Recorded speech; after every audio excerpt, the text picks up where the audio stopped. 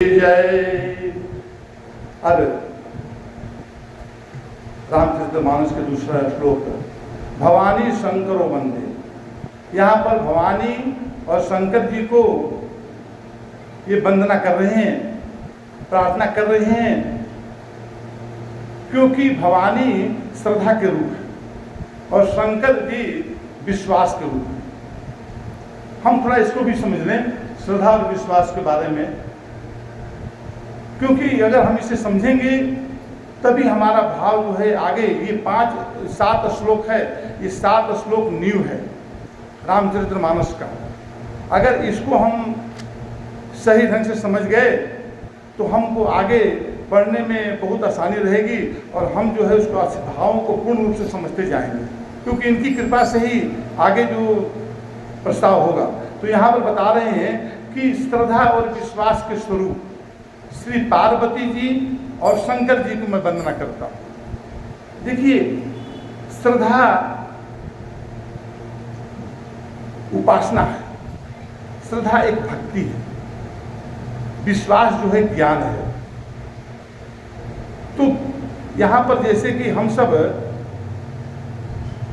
ज्ञान और विश्वास ये दोनों को लेकर रामचरितमानस का रचना करते हैं।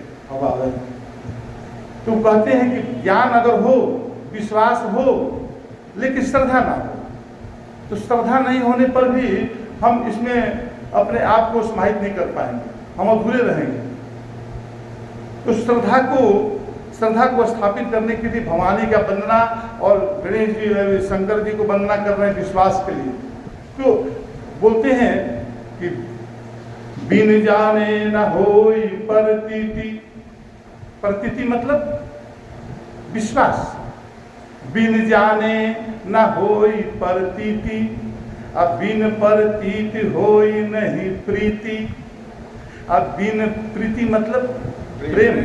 बिन प्रीति नहीं भगति दृढ़ाई, भगत में भक्ति में मजबूती नहीं आती है। अजीमी खगपति जल की चिकनाई, जैसे जल में कोई चिकना तेल जो है पड़ जाता है जल के अंदर, तो अपना एक अलग अस्तित्व बनाकर जल में मिलता नहीं है, एक अलग अस्तित्व बना रहता है। उसी तरह से हमारी जब भक्ति और ज्ञान दोनों का एक साथ मिलन नहीं होता है, तब तक से जल जैसा एक रूप बन जाना नहीं होता है, समाहित नहीं होता, उसमें अलगाव बना रहता है। इसलिए भक्ति और ज्ञान, श्रद्धा और विश्वास, ये दोनों के द्वारा ही हम इस पर आगे बढ़ सकते हैं, इस भाव को समझ सकते हैं। परमात्मा तो सर्वत्र और सर्वदा विराजमान है, परमात्मा हर जगह पर है, लेकिन ये बोलते हैं, कहते हैं कि जिनके आश्रित होने से ही नहीं, जिसके बिना, आगे बताते हैं कि जिसके बिना सिद्धि जन अपने अंतःकरण में स्थित ईश्वर को नहीं देख पाते हैं। सबको पता है कि हमारे अंदर आत्मा निवास कर रही है, लेकिन हम आत्मा का बोध नहीं कर पाए, दर्शन नहीं कर पाते हैं। क्यों? इसलिए कि हमारे मन में श्रद्धा और विश्वास की कमी है।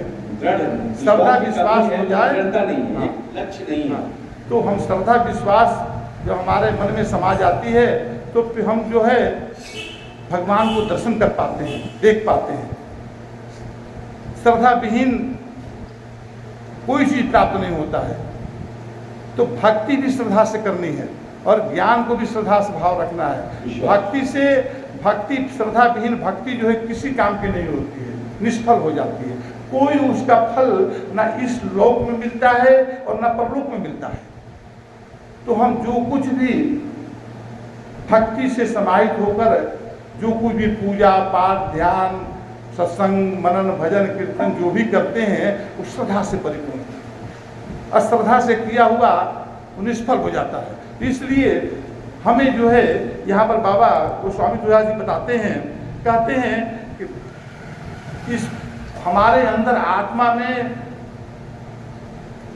हमारे शरीर के अंदर आत्मा निवास कर रही है चेतन रूप में, लेकिन हम उसका दर्शन नहीं कर पाते हैं और हम अपने शरीरों को महत्ता देते हुए उसी को अपना आत्मा समझ लेते हैं, बाहरी शरीरों को, और इसी को महत्ता देते देते जीवन चले जाते हैं। तो इसमें कहते हैं कि श्रद्धा और विश्वास के द्वारा आप जो है वास्तविक जो हमारे शरीर का जो संचालक करने वाला जो आत्मा है उसका दर्शन दीदार हो पाता है। अब आत्मा में दर्शन क्यों नहीं होता है? तो एक कल्पित भेद है, ध्यान देने वाली बात है इसमें, थोड़ा समझे इसको बस से, बाकी तो ठीक है।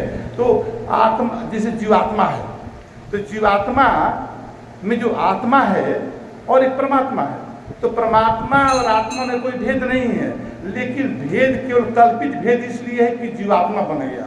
जैसे कि धान है और चावल है, चावल है तो चावल अपने आप में सही है, परमात्मा रूपी चावल है, और एक आत्मा रूपी चावल है, लेकिन इसके ऊपर कल्पित जो है मूल प्रकृति का एक आवरण चढ़ा हुआ है जो कि कल्पित भेद बनाकर रखा है जीवात्मा में।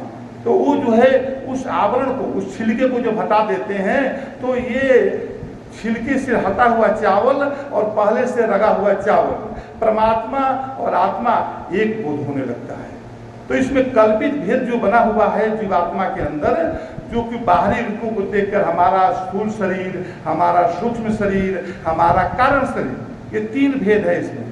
तो तीनों को जब मिट जाने के बाद में ही हम अपने वास्तविक आत्मा को परमात्मा के साथ एकता स्थापित करके एक रूपता स्थापित कर लेते हैं। उसी को यहाँ पर कहा गया, इसको प्राप्त करने के लिए मनुष्य के मन के अंदर श्रद्धा और ज्ञान, भक्ति और ज्ञान का होना अति आवश्यक है।